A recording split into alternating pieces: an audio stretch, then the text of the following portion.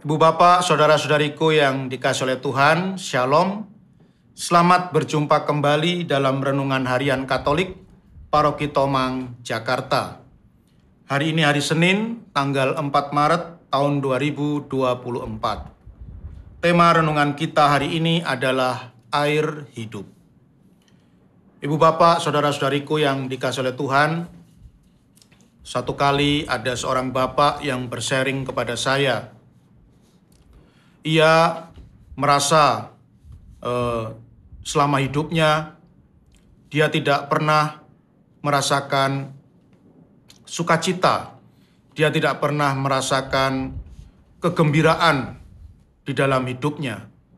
Sementara ia melihat saudara-saudara seiman di gereja sesama umat Katolik banyak yang tampak sangat bersukacita di dalam hidupnya, dan tampak sekali bahwa sukacita itu begitu meluap-luap sehingga mereka ini selalu ingin memberi kesaksian tentang betapa besar kasih Allah di dalam hidupnya, dan juga bersaksi mengajak orang untuk membangun relasi yang baik, relasi yang dekat dengan Tuhan. Bapak ini di satu sisi dia merasakan bahwa perasaan seperti itu tidak ada di dalam dirinya. Meskipun ia juga termasuk rajin pergi ke gereja. Setiap hari Minggu rajin ke gereja, bahkan seringkali dia juga menghadiri misa harian. Tetapi ia bersharing kepada saya bahwa dulu dia sama sekali tidak memiliki perasaan sukacita itu, sukacita yang meluap-luap, sukacita yang sungguh berkobar-kobar. Sampai suatu kali dia pun menceritakan kepada seorang temannya mengapa dia berbeda dengan teman-teman yang lain. Ia melihat teman-teman begitu bersemangat, bersukacita, hidupnya dipenuhi dengan kegembiraan, dan juga selalu bersaksi tentang kasih Tuhan di dalam hidupnya. Sementara dalam diri saya tidak ada dorongan seperti itu.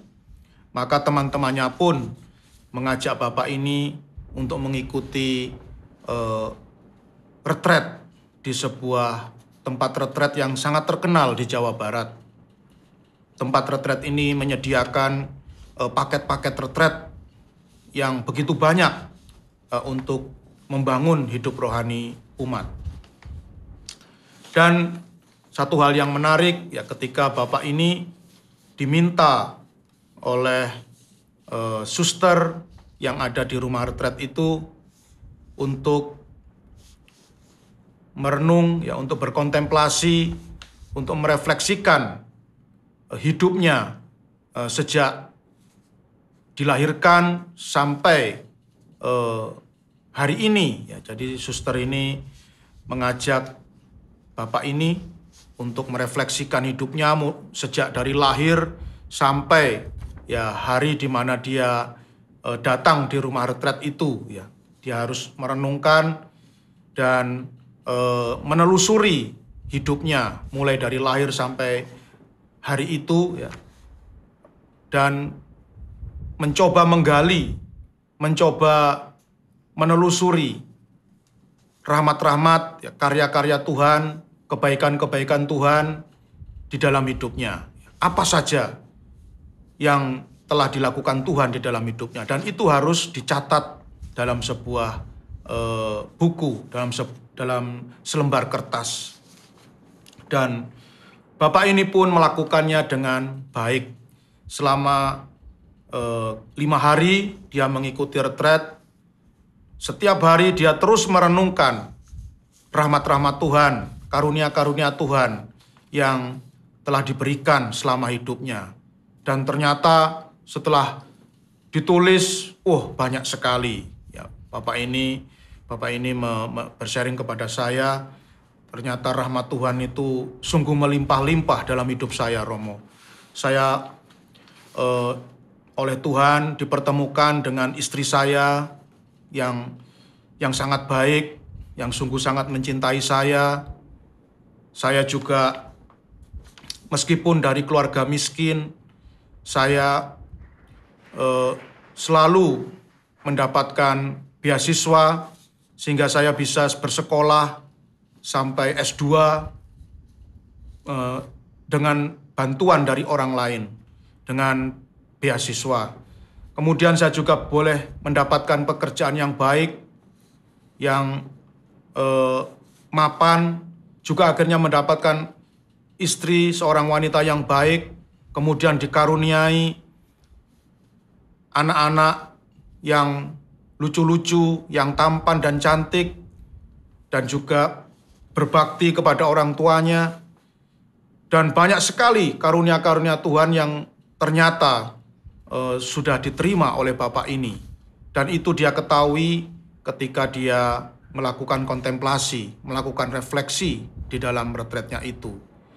Dan Bapak ini pun mengaku, setelah pengalaman mengikuti retret itu, saya pun sungguh-sungguh menjadi yakin, timbul sebuah keyakinan yang besar di dalam diri saya, bahwa Allah sungguh mencintai saya, bahwa Allah sungguh mengasihi saya. Sudah begitu banyak rahmat dan berkat yang diberikan oleh Tuhan kepada saya. Hanya sayang, saya tidak pernah punya waktu untuk duduk dan merenungkan karunia-karunia itu, sehingga lewat begitu saja. Dan akhirnya saya tidak bisa melihatnya, karena hidup ini saya jalani seperti angin yang berlalu, yang lewat begitu saja.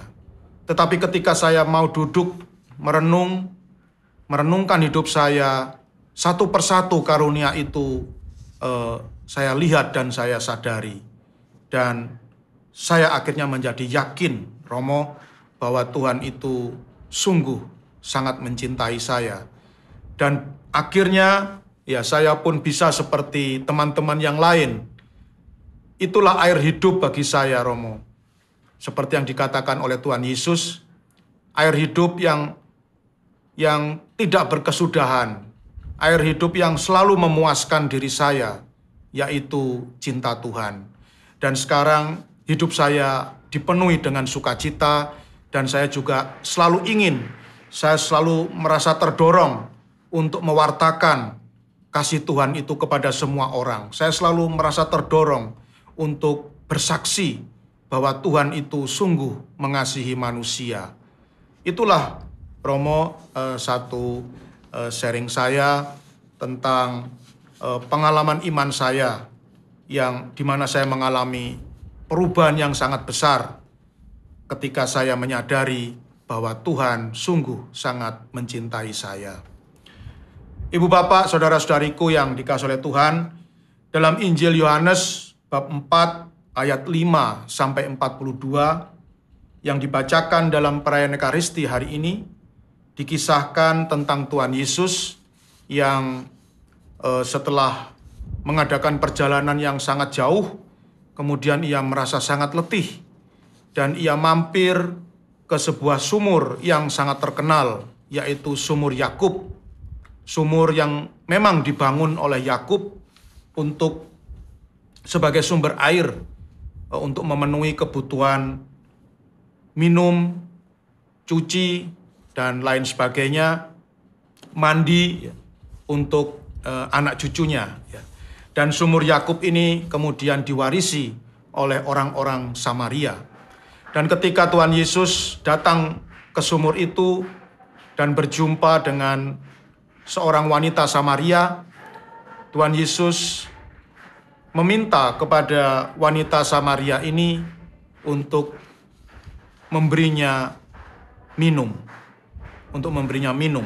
Dan ketika Tuhan Yesus meminta air minum dari wanita Samaria, ia pun sempat berkata bahwa kalau kamu memberikan minum kepada saya, maka saya pun akan memberikan kepadamu air hidup yang akan memuaskan kamu, air hidup yang tidak akan pernah habis, air hidup yang selalu memberi kesegaran pada hidupmu dan terus meluap-luap dari dalam hatimu.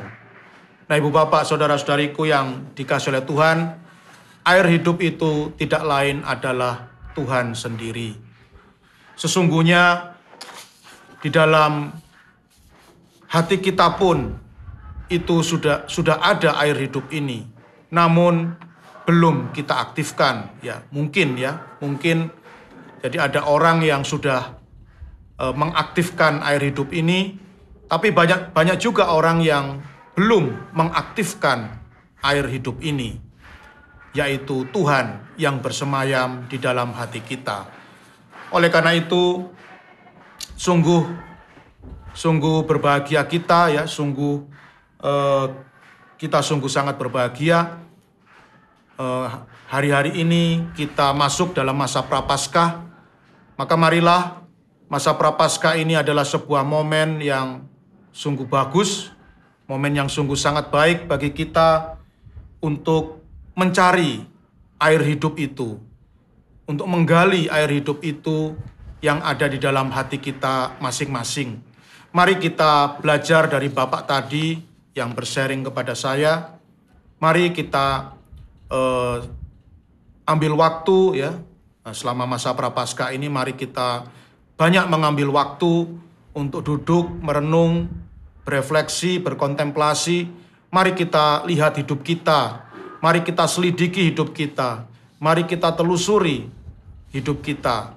Mulai dari kita lahir sampai hari ini, coba kita gali, coba kita selidiki karunia-karunia apa saja yang sudah diberikan oleh Tuhan kepada kita. Rahmat-rahmat apa saja yang sudah kita terima dari Tuhan. Tidak mungkin kalau ada orang yang mengatakan bahwa saya tidak pernah menerima rahmat apapun dari Tuhan. Saya tidak pernah menerima karunia apapun dari Tuhan. Satu pun tidak pernah. Itu saya tidak percaya. Kita bisa berpakaian, kita bisa makan 3 kali sehari, kita bisa bepergian kemana-mana. Itu adalah karunia dan rahmat Tuhan yang luar biasa. Saya sungguh merasa prihatin ketika ada seorang ibu yang setiap bulan bisa jalan-jalan atau istilahnya sekarang healing setiap bulan bisa healing ke luar negeri, masih bisa berkata, saya merasa Tuhan itu tidak pernah memberi rahmat satupun dalam hidup saya. Ini luar biasa keterlaluan. Masa tiap bulan bisa pergi ke luar negeri, tidak ada satupun rahmat yang dia terima dari Tuhan. Nah, inilah contoh orang yang belum menemukan air hidup di dalam hidupnya. Maka mari kita manfaatkan masa Prapaskah ini dengan sebaik-baiknya, Bapak Ibu sekalian. Mari kita temukan air hidup itu.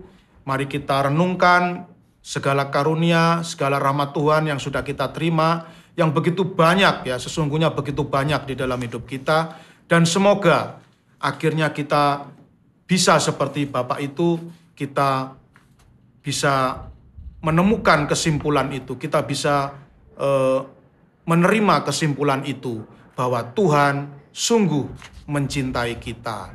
Dan inilah sebenarnya inti dari kabar gembira. Inilah sebenarnya inti dari kabar baik yang diwartakan oleh Tuhan Yesus, bahwa Tuhan sungguh mencintai kita. Semoga dengan keyakinan bahwa Tuhan sungguh mencintai kita, kita pun akhirnya menerima air hidup, air yang tidak berkesudahan, air yang tidak pernah habis, yang bahkan terus meluap-luap dari dalam hati, yang membuat kita selalu bersukacita dan ingin mewartakan Tuhan yang luar biasa, Tuhan yang selalu mengasihi kita dengan kasih-Nya yang besar. Tuhan memberkati.